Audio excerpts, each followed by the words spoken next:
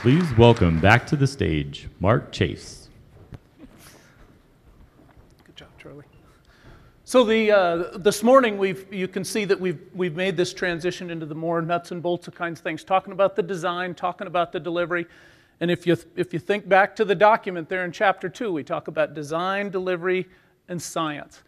Science is kind of like leadership. It's kind of like partnerships. It's one of those themes that's woven throughout this vision and is absolutely necessary if we're going to do these kinds of things. The decision space is narrow enough now. We don't have a lot of opportunities for missed experiments anymore. And that means bringing to bear the best available science to inform our management, inform our acquisition, inform our protection efforts. And the service has really made an overt commitment to reconstitute our science capacity. And so this morning, in wrapping up, continuing on the theme of Chapter 2, I'm privileged to introduce our science advisor, who is Dr. Gabi Chavarria. She has been our science advisor since July 2010, Harvard PhD, and has just a tremendous resume of experience across the conservation community in the United States and abroad. She did say that I could say that she likes food and she likes bees. And so with that, we'll have Gabi talk to us about science.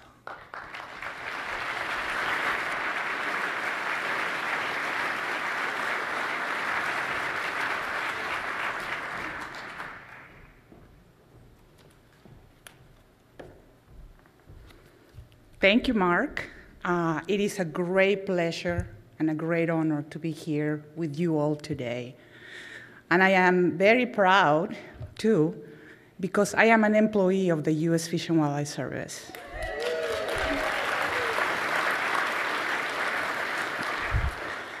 So for my presentation today about science, I entitled my presentation, Deference Reborn, Strengthening the Scientific Foundation of the National Wildlife Refuge System. So bear with me, because what I was trying to do is to present you with challenges, to help me develop objectives, and to build together the new science across the Fish and Wildlife Service. In March 14 of 1903, President Theodore Roosevelt established Pelican Island National Wildlife Refuge. Today, the system has grown to become the world's most extensive network of public lands and waters dedicated to the conservation of wildlife. From the Arctic to the Caribbean, the Atlantic to the Pacific, America's 553 national wildlife refuges and 38 wetland management districts are present in every state and territory. They provide important habitat to more than 700 species of birds, 220 types of mammals, 250 varieties of reptiles and amphibians, more than 1,000 species of fish, and countless invertebrates and plants. They sustain nearly 300 of the nation's more than 1,300 endangered or threatened species, and they have played a key role in the recovery of several species, including the bald eagle, the Aleutian Canadian goose, the brown pelican, and the American alligator.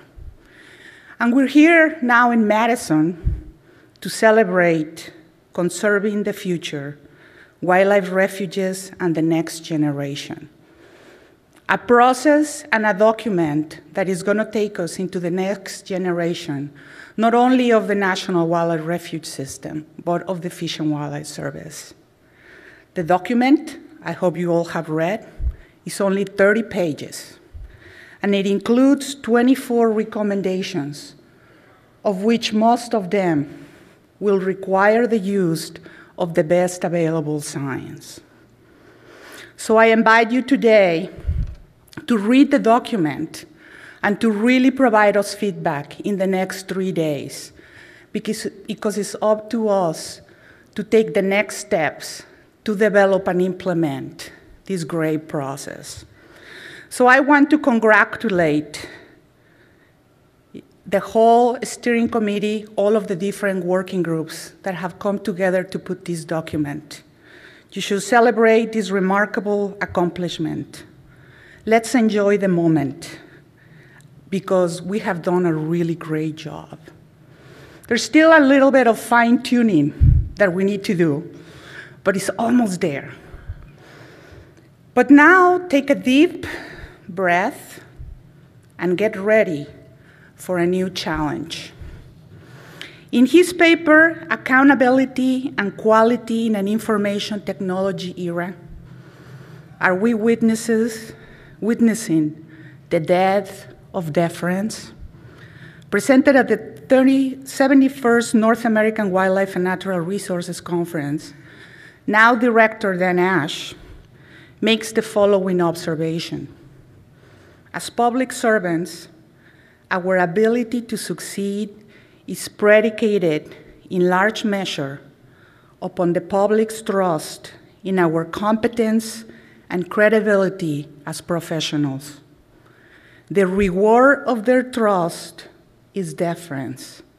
As it erodes, that reward diminishes, and our work is increasingly hobbled by the requirement to prove case by case that we are expert, that we are objective, and we are trustworthy.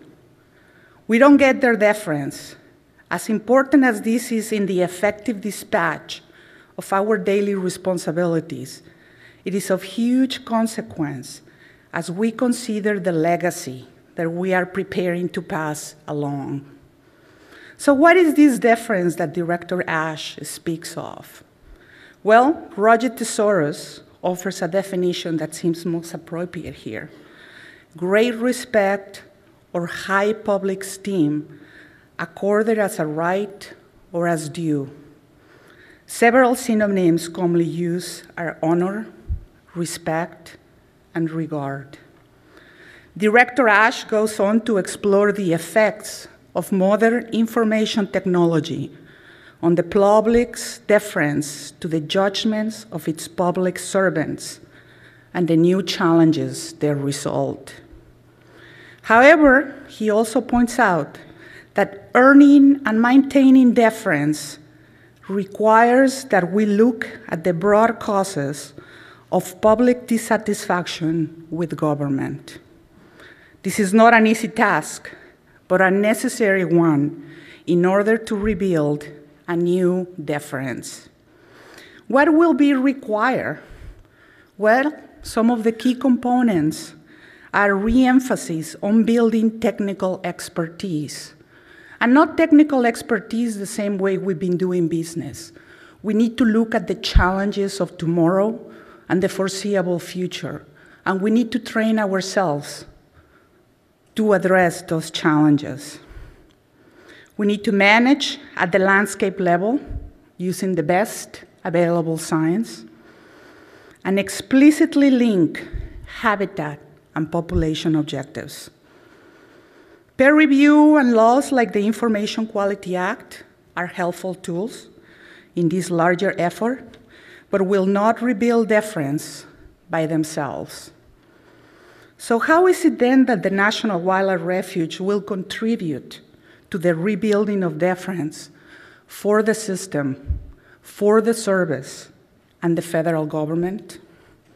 Well, the need for more rigorous National Wildlife Refuge system science. Just as a carnivore increases the vitality of its prey by weeding out the sick, old, and slow, challenges to science used by Fish and Wildlife Service in its decision-making make us more capable technically and wiser in the ways of science, law, and public opinion. Where are the challenges coming from? Some come from legal challenges to our management decisions, and they have a tendency to put us on a steep learning curve to deal with the issues at hand.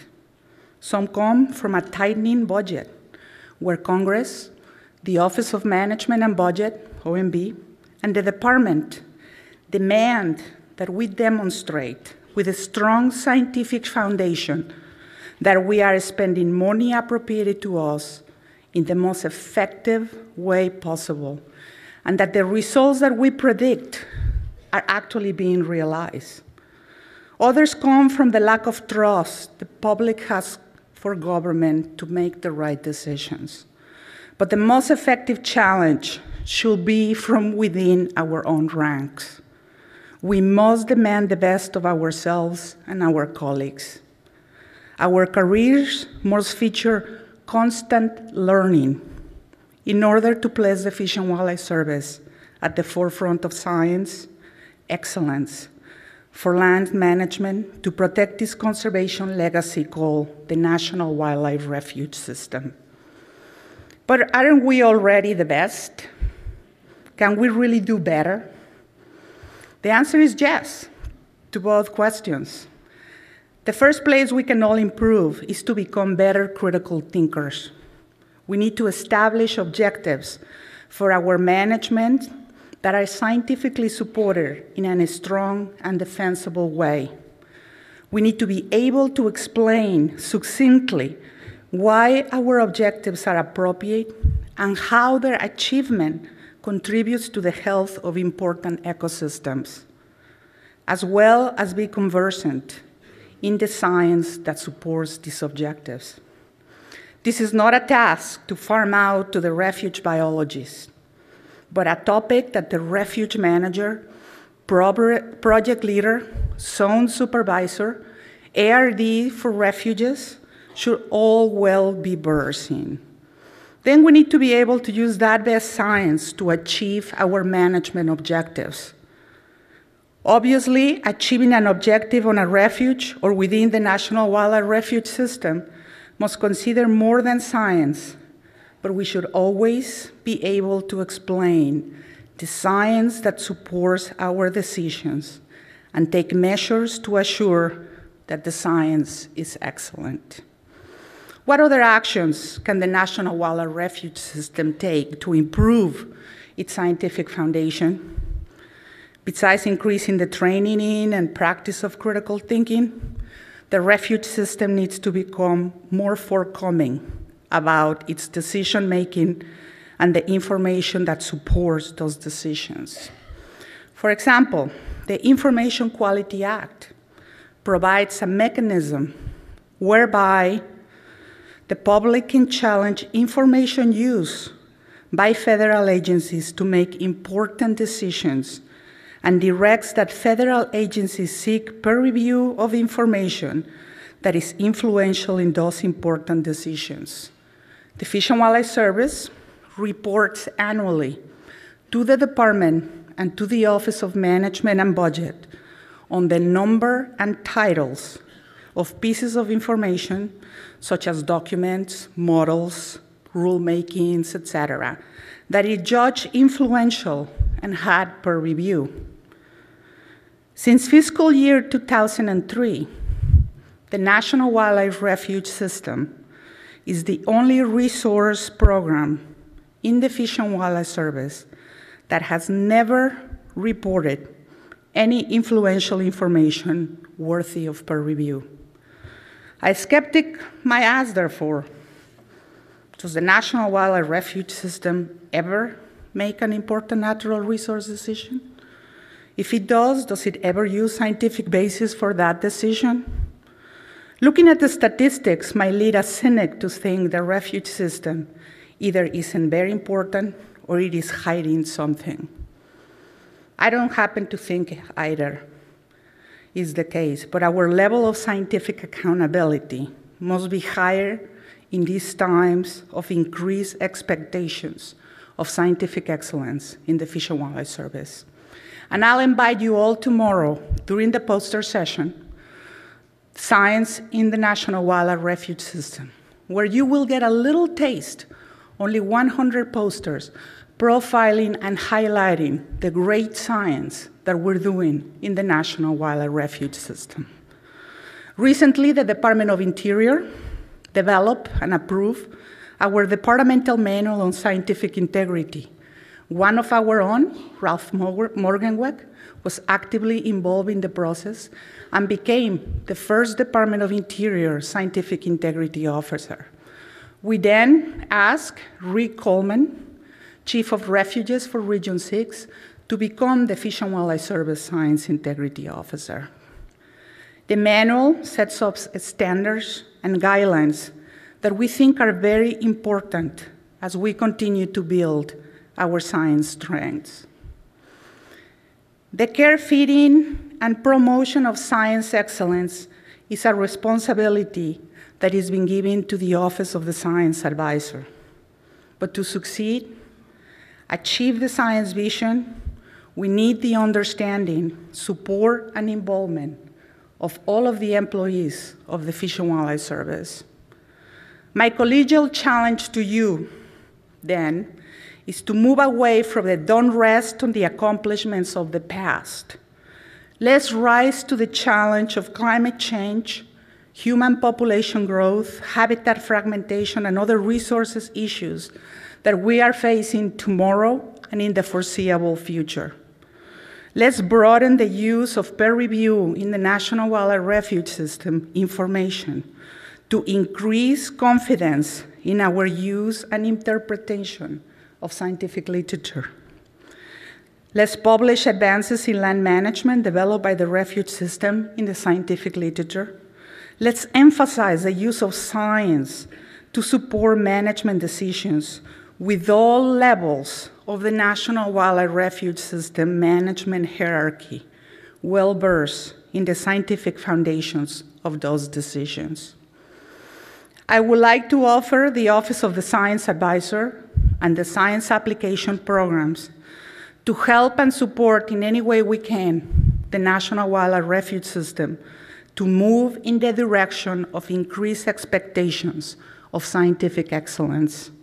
We would love to work with you all to maintain the legacy as the best system of conservation lands in the world. Thank you.